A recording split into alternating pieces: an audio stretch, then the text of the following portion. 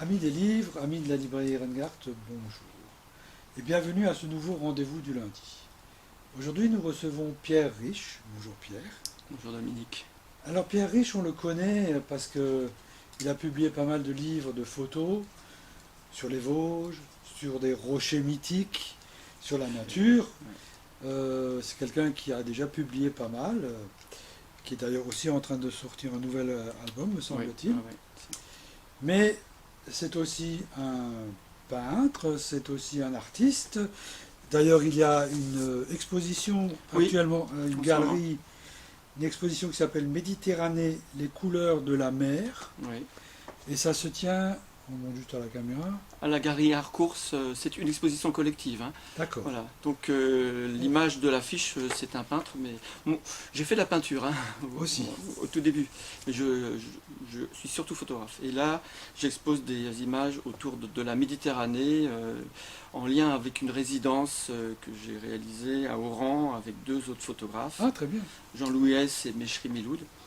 Et donc avec une association qui s'appelle Rue Méditerranée. Ouais. Voilà, donc on invite les gens à retrouver cette exposition à Strasbourg qui est encore jusqu'au 24 juillet. 24 juillet. Voilà. On mettra les coordonnées sur le site. Mais Pierre Riche est aussi professeur d'art plastique en collège. Tout à fait. Et aujourd'hui, nous le recevons, c'est une première, je dirais à deux titres. Premièrement, parce qu'on découvre le professeur, l'enseignant qui se cache derrière le photographe que nous connaissons. Et c'est aussi une première parce que c'est la première fois que nous faisons un entretien, non pas sur un roman, non pas sur une fiction, mais sur un ouvrage qu'on va classer dans les essais, qui s'appelle Éducation nationale, grandeur et déclin, une enquête intérieure. Alors, avant de parler du livre, Pierre, tu dis à un moment donné que tu es devenu professeur d'art plastique et engagé dans l'éducation nationale sur le tard. Oui. Tu peux nous en dire un peu plus ? J'ai démarré à 35 ans l'enseignement après avoir pratiqué la photographie professionnellement pendant 10 ans.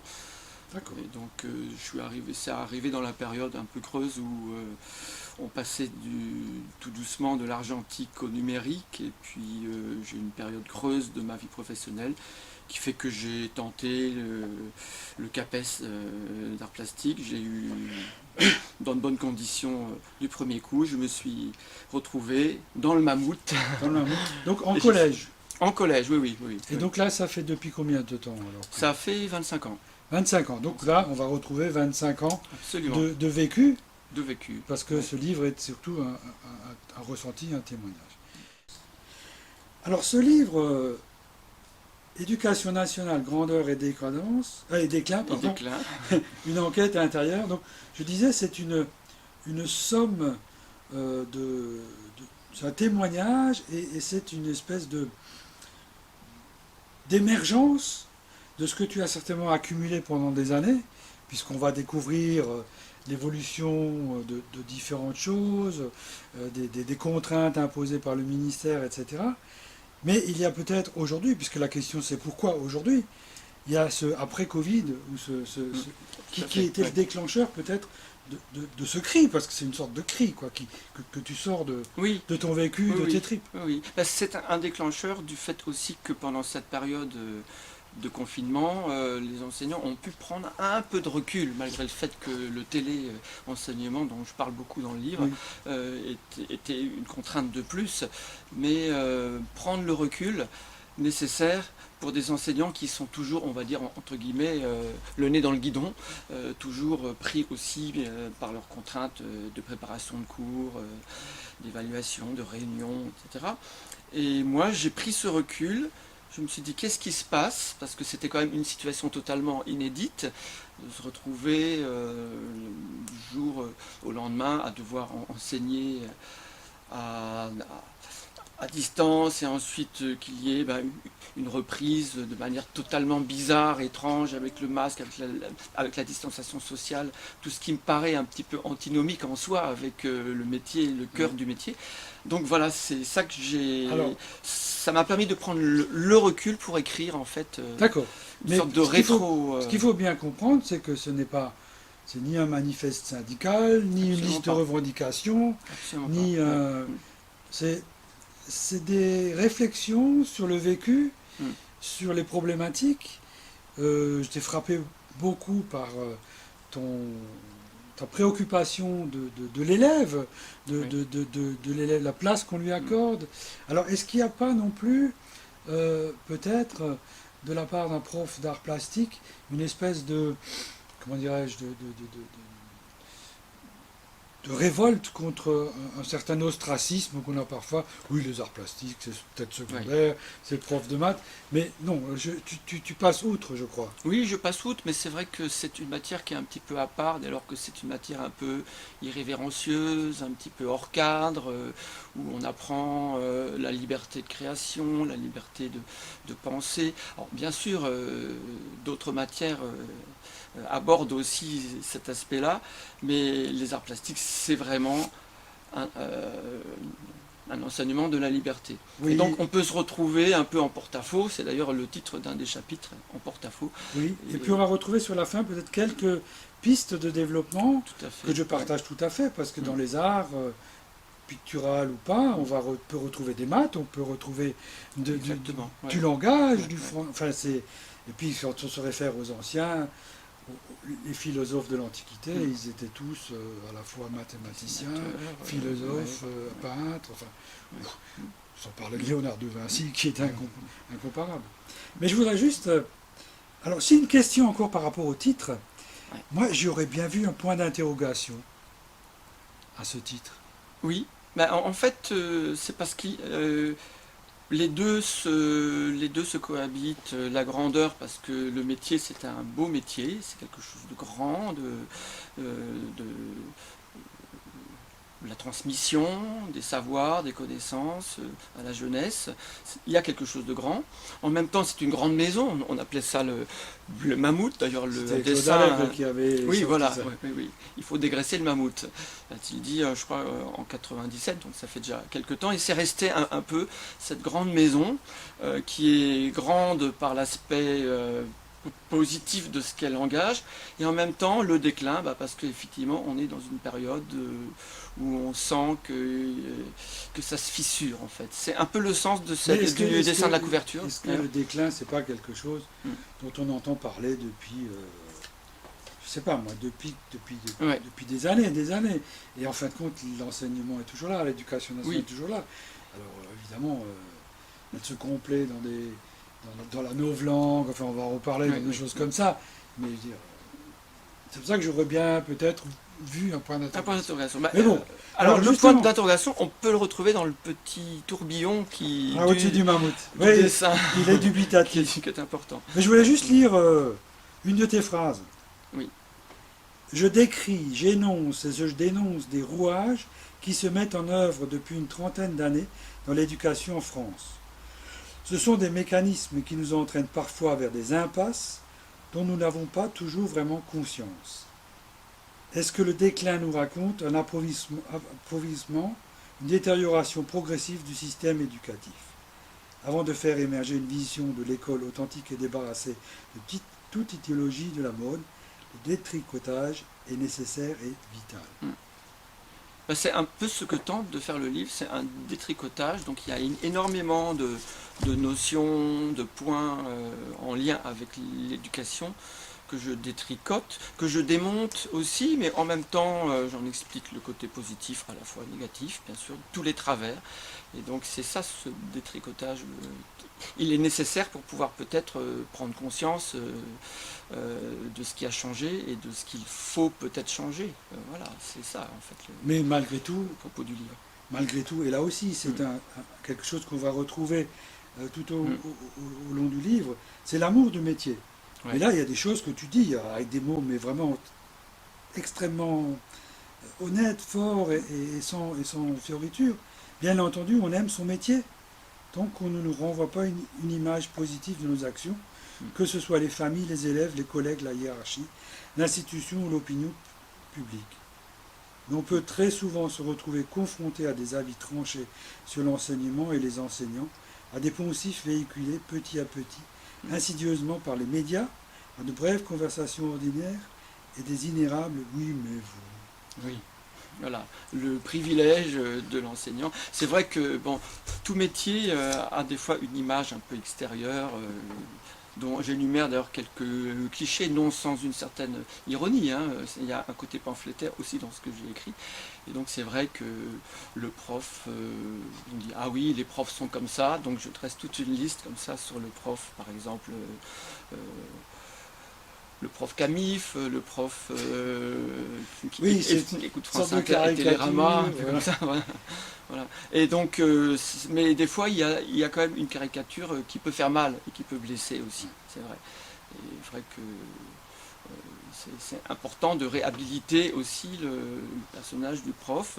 C'est vrai que par exemple le désastre, enfin, ou le drame qui a eu lieu avec Samuel Paty. voilà, voilà. Oui, tu en parles souvent. Oui. C'est effectivement ça. Tristement, ça redore le blason, mais bon, est-ce qu'il faut en arriver là pour que les professeurs soient valorisés? On peut dire la même chose Mais des soignants en ce moment. Enfin, est-ce que la tu même. veux dire par là Hmm. qu'au-delà de la caricature, au sein de certains publics, Ouais. on n'irait pas encore plus loin pour démolir au sens propre Hmm. l'enseignant?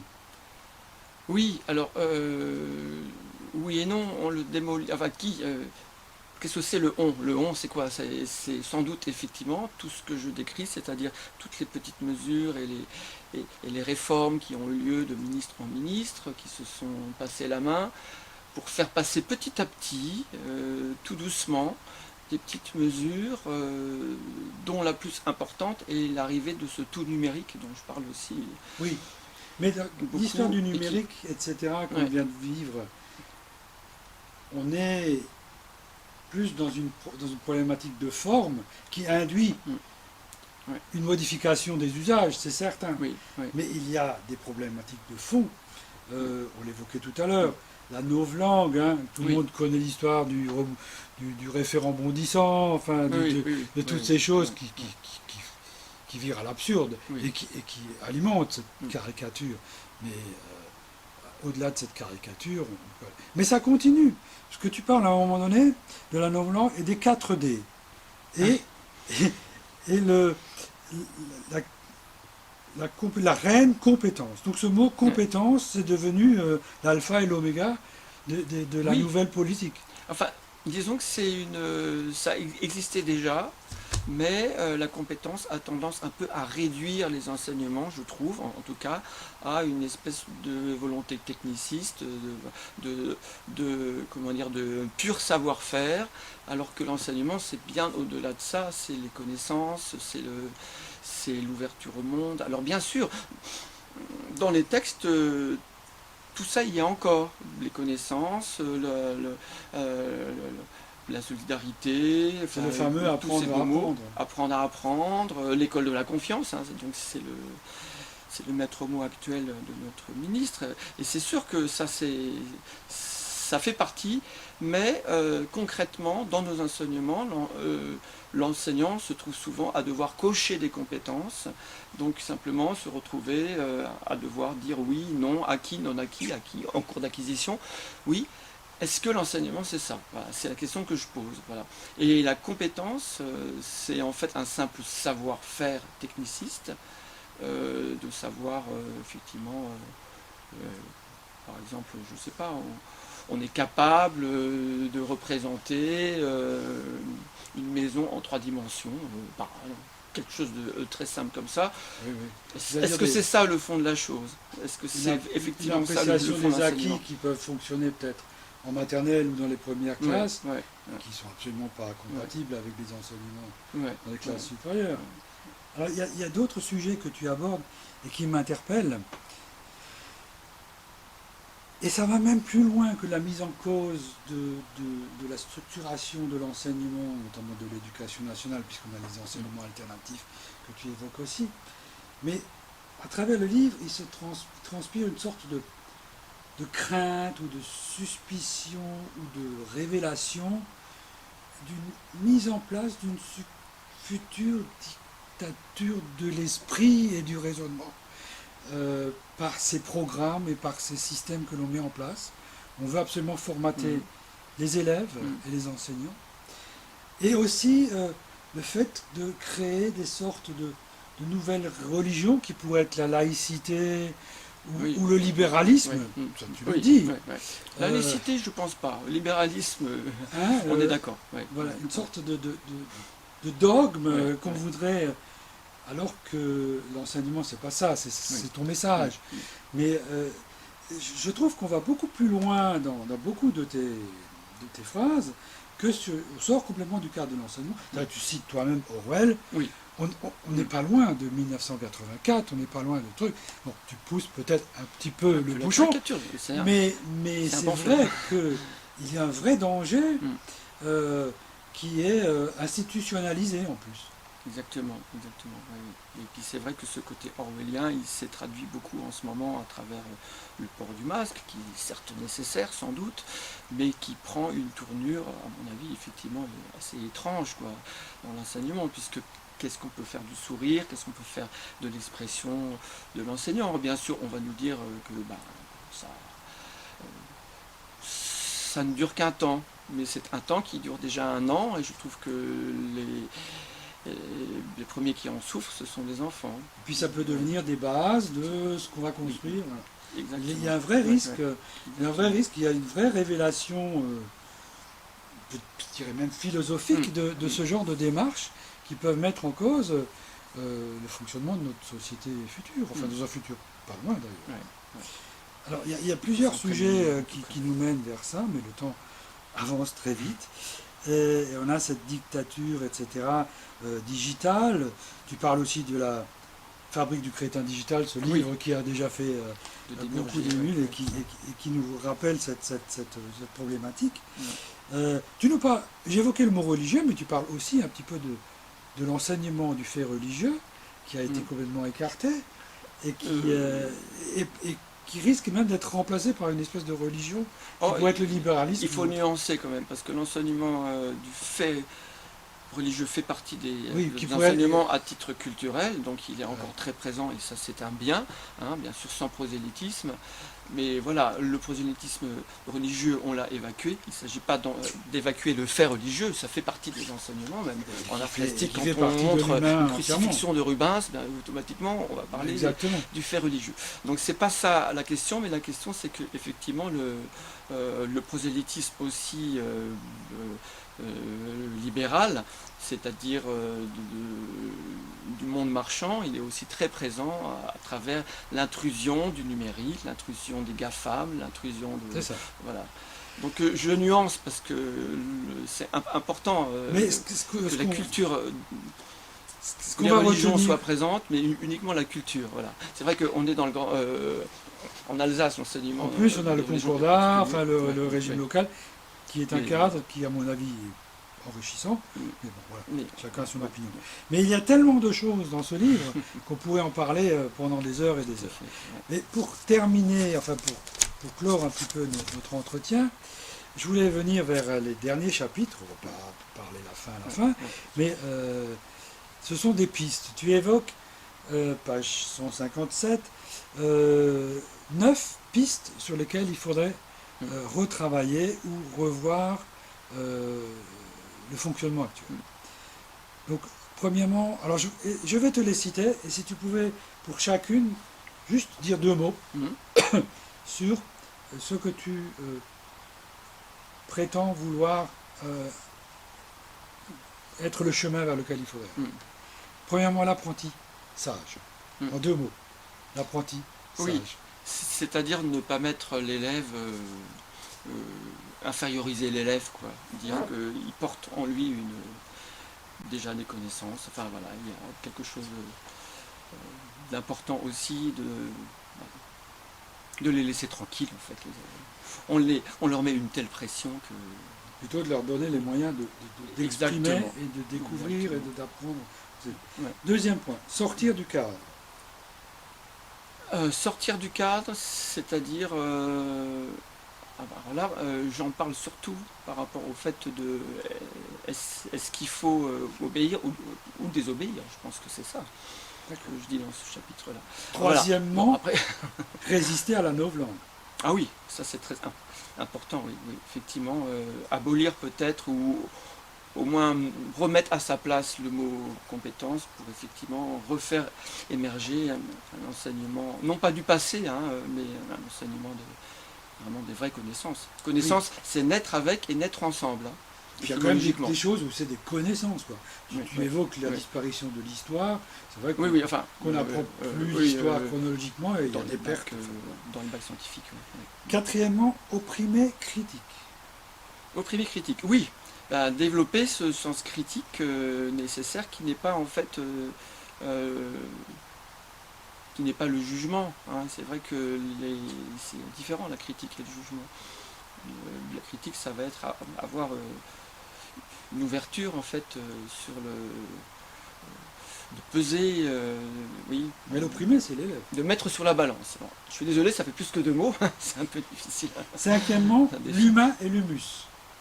L'humain et l'humus. Là, tu voulais nous Oui, lire une ouais. petite partie, Ouais, ouais, page 16, page 169. Ça c'est, j'y tiens beaucoup. C'est par rapport au fait que Page 169. voilà. Qu'on enseigne l'humain ou l'humanisme, hein, d'une certaine manière. L'humain, ainsi, serait regardé et enseigné comme partie intégrante et non pas coupé de la nature, comme un maillon de notre planète, avec cette part de responsabilité qui est la sienne. L'approche naturaliste de l'enseignement, non pas nécessairement rousseauiste, n'est ni ringarde, ni passéiste. Face à l'état désastreux de la planète, elle en devient l'échappée la plus cohérente. Contrairement à une vision technocratique et mercantile de la vie, elle incarne les valeurs du futur, d'une vraie compréhension et d'un véritable respect du vivant. Nous nous éloignerions ainsi définitivement de la vision techniciste de l'homo technicus qu'on voudrait nous faire croire comme la seule issue possible à la crise mondiale, pour nous approcher davantage de cet homo humus qui est notre vraie nature. Donc, là, on perçoit un côté un peu écologiste, écolo en tout cas, et Oui, c'est vrai que c'est important bon, pour moi de... tu écartes Rousseau, mais pourquoi pas le garder? Oui, Ou c'est peut-être parce que même j'avais se un rapprocher peu- de Spinoza, enfin bon, Oui, etc. oui, c'est vrai. Mais Sixièmement, l'art au centre. oui, oui, et l'art, en fait, dans ce chapitre, j'évoque surtout l'art au sens large, parce que l'économie, n'oublions pas que l'économie, c'est un art, les sciences, la médecine, c'est un art, voilà. Donc, c'est pas uniquement valoriser la musique La et les arts peinture, plastiques, bien sûr, mais tout les est- sciences, voilà. Les Tout est technologies. dans l'humain et l'humus dans ce cas. Exactement. Ouais. Septièmement, ralentir. Ralentir, c'est-à-dire effectivement ne pas toujours bombarder l'élève comment dire, le côté gavage dont parlait Augustin Freinet, c'est-à-dire voilà, pas obliger, le système français a tendance un peu Ah ouais. à alourdir les programmes, Oui, oui, puis aussi les horaires, etc. les horaires. Alors Trop 8, c'est pas mal. l'indice de bonheur éducatif. Oui. Or ça c'est un peu une pirouette à tous ces indices économiques et c'est un peu en lien avec ce qu'on appelle l'indice de bonheur humain qui avait été décrété dans un état Au Bhoutan, je crois. oui, au Bhoutan, au nord de l'Inde. Donc le bonheur éducatif, ça serait remettre de la joie dans les Oui, enseignements. tout l'idée, c'est de donner Mm. à l'enfant, à l'élève, le plaisir de venir en classe. Quoi. Voilà, c'est ça. Et Pas puis qu'il y aille à recul. voilà. Ouais. Et enfin, neuvièmement, les valeurs de l'audace. Oui, oui. C'est-à-dire sortir du cadre et puis oser aussi expérimenter, aller voir aussi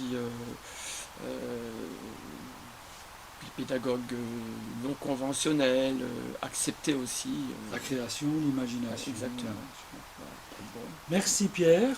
On va Merci, Dominique. inviter nos amis de l'autre côté de la caméra à découvrir ce livre. Une mine d'informations, des témoignages, des prises de position. Et bien voilà. Merci à tous. Aux éditions libres et solidaires. C'est ça. Merci Pierre. Au revoir. Merci. Et à une prochaine émission. Merci.